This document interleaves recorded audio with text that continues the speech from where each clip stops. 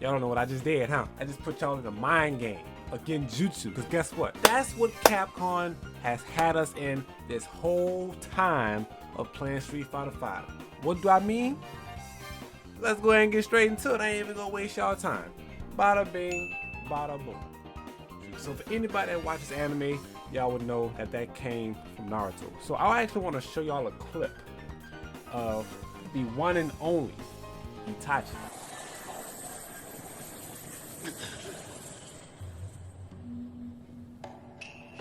血形限界のないあなたがどれだけ耐えられるかな。 One of the coldest ninjas on Naruto.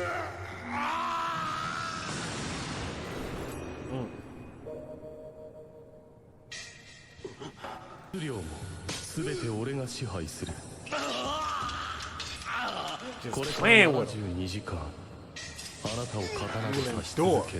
72 hours of torture. So that's the gist of it. So how does this relate to Street Fighter? As we all know, Street Fighter V is composed of a lot of numbers. 0, 1, 2, -1, 2, 3, so on and so on. But here's the mind game.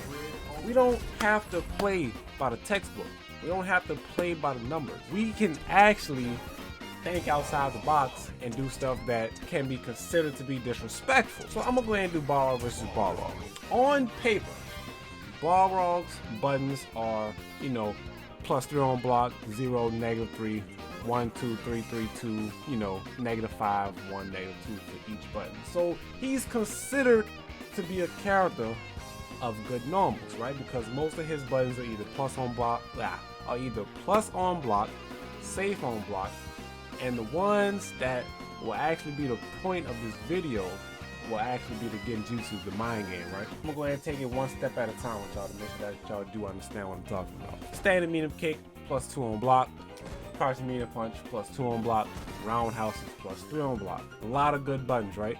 But the moment I hit you with one of these buttons, you are now in my mind game. You are now in my control, my illusion that I want to put y'all in. Sometimes you don't have to completely fall into the mind game. What I mean by this? Okay, so don't let the numbers scare you is what I'm saying. If I do roundhouse into crouching medium, of course that's a legit frame trap that stops my opponent from being able to hit a button.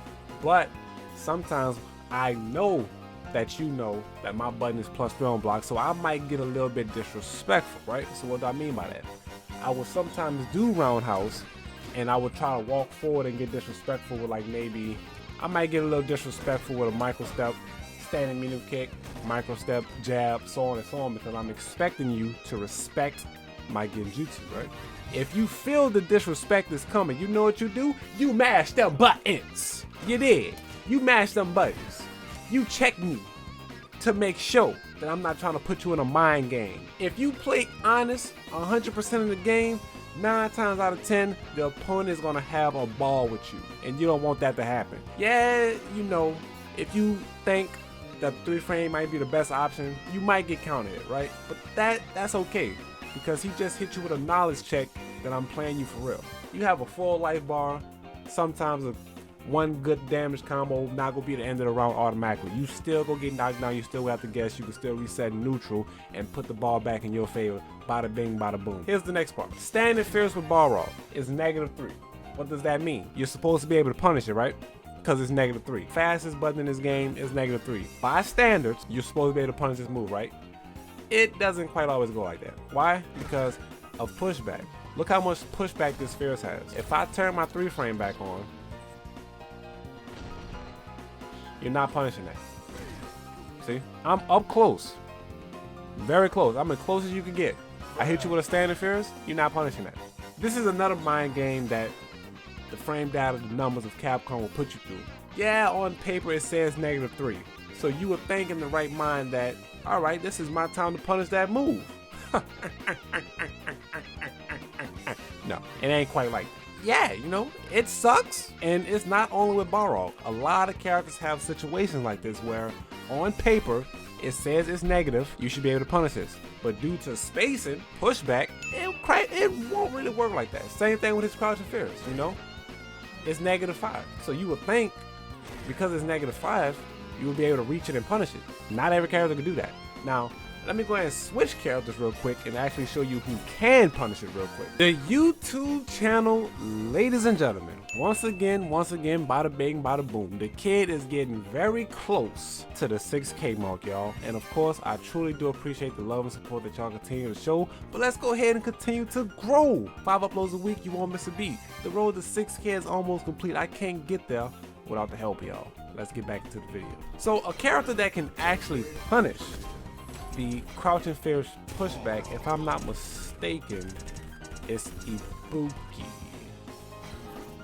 Alright, so I'm gonna set him to crouching fierce, and then I'm gonna hold it for a few seconds to make sure he is blocked. Yes, medium.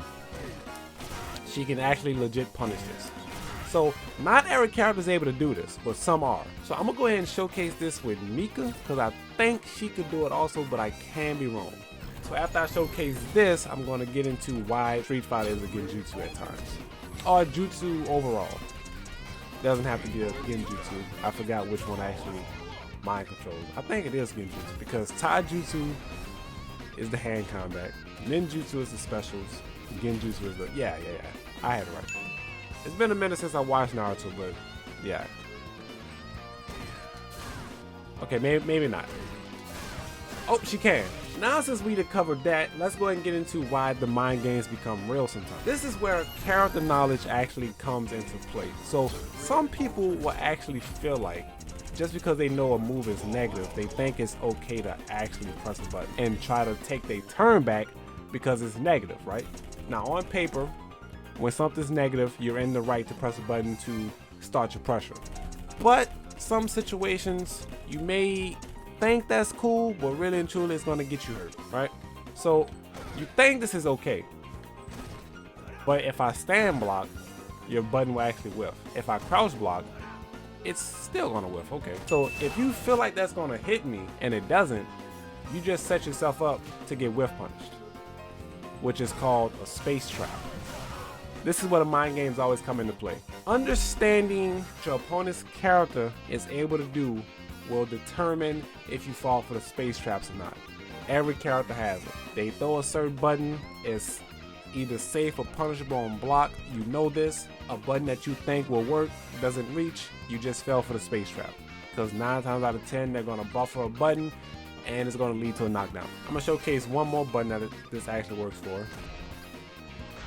Because of the pushback. There we go. Yeah. That could be a real nasty situation for you. Once again, y'all, this is why Street Fighter is a mind game, a genjutsu. It's very important to understand the character that you're fighting. So hopefully this video was found helpful. If you enjoyed it, remember to leave a like, comment, let me know what you think, and turn the post notification bell on to get notified every time a young whippersnapper like me posts a video, and I will catch you guys in the next one. Hey yo, Adada, my boy, my amigo, you already know what to do, fam.